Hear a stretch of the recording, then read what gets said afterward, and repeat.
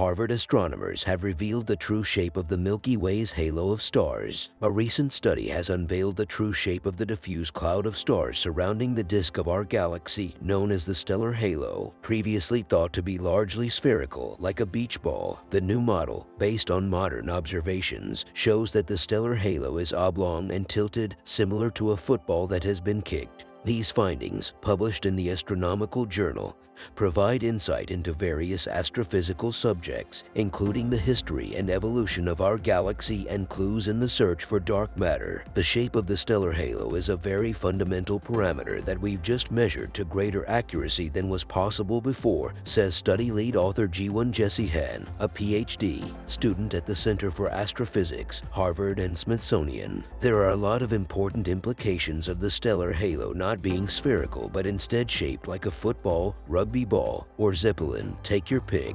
For decades, the general assumption has been that the stellar halo is more or less spherical and isotropic, or the same in every direction, adds study co-author Charlie Conroy, Han's advisor and a professor of astronomy at Harvard University and the Center for Astrophysics. We now know that the textbook picture of our galaxy embedded within a spherical volume of stars has to be thrown out. The Milky Way's stellar halo is the visible portion of what is more broadly called the galactic halo. This galactic halo is dominated by invisible dark matter, whose presence is only measurable through the gravity that it exerts. Every galaxy has its own halo of dark matter. These halos serve as a sort of scaffold upon which ordinary, visible matter hangs. In turn, that visible matter forms stars and other observable galactic structures. To better understand how galaxies form and interact, as well as the underlying nature of dark matter, stellar halos are accordingly valuable astrophysical targets. The stellar halo is a dynamic tracer of the galactic halo, says Han. In order to learn more about galactic halos in general, and especially our own galaxy's galactic halo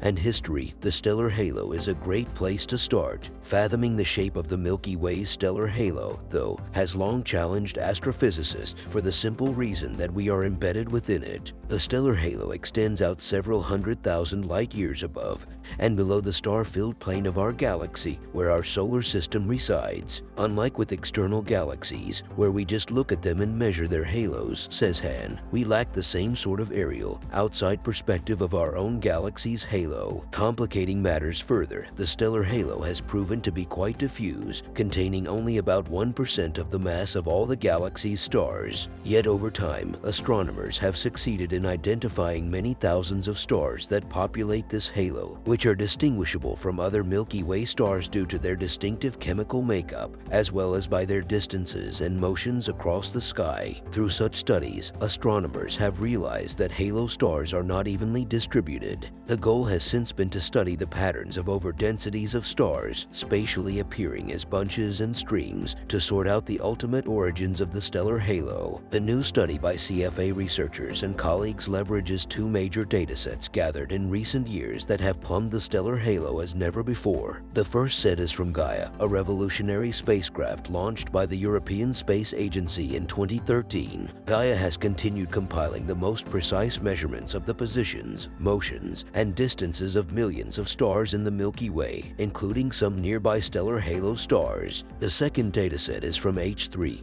a ground-based survey conducted at the MMT, located at the Fred Lawrence Whipple Observatory in Arizona, and a collaboration between the CFA and the University of Arizona. H3 has gathered detailed observations of tens of thousands of stellar halo stars too far away for Gaia to assess, combining these data in a flexible model that allowed for the stellar halo shape to emerge from all the observations yielded the decidedly non-spherical halo, and the football shape nicely dovetails with other findings to date. The shape, for example, independently and strongly agrees with a leading theory regarding the formation of the Milky Way's stellar halo. According to this framework, the stellar halo formed when a lone dwarf galaxy collided 7-10 billion years ago with our far larger galaxy. The departed dwarf galaxy is amusingly known as Gaia Sausage Enceladus, where Gaia refers to the aforementioned spacecraft, Sausage for a pattern appearing when plotting the Gaia data, and Enceladus for the Greek mythological giant who was buried under a mountain, rather like how GSE was buried in the Milky Way. As a consequence of this galactic collisional event, the dwarf galaxy was ripped apart and its constituent stars were strewn out into a dispersed halo. Such an origin story accounts for the stellar halo star's inherent unlikeness to stars born and bred in the Milky Way. The study's results further chronicle just how GSE and the Milky Way interacted all those eons ago. The football shape, technically called a triaxial ellipsoid, reflects the observations of two pileups of stars in the stellar halo. The pileups ostensibly formed when GSE went through two orbits of the Milky Way. During these orbits, GSE would have slowed down twice at so-called apocenters, or the furthest points in the dwarf galaxy's orbit of the greater gravitational attractor, the hefty Milky Way. These pauses led to the extra shedding of GSE stars. Meanwhile, the tilt of the stellar halo indicates that GSE encountered the Milky Way at an incident angle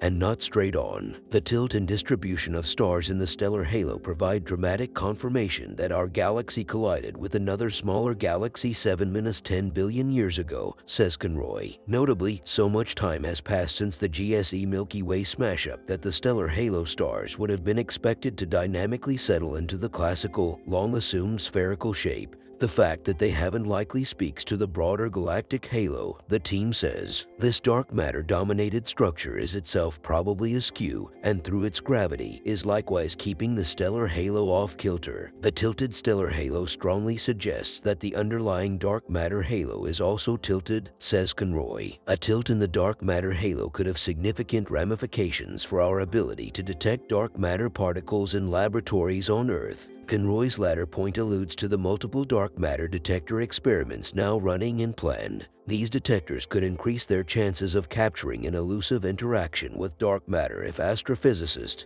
can adjudge where the substance is more heavily concentrated, galactically speaking. As Earth moves through the Milky Way, it will periodically encounter these regions of dense and higher velocity dark matter particles, boosting the odds of detection. The discovery of the stellar halo's most plausible configuration stands to move many astrophysical investigations forward while filling in basic details about our place in the universe. These are such an intuitively interesting questions to ask about our galaxy. What does the galaxy look like? And what does the stellar halo look like? Says Han. With this line of research and study in particular, we are finally answering those questions.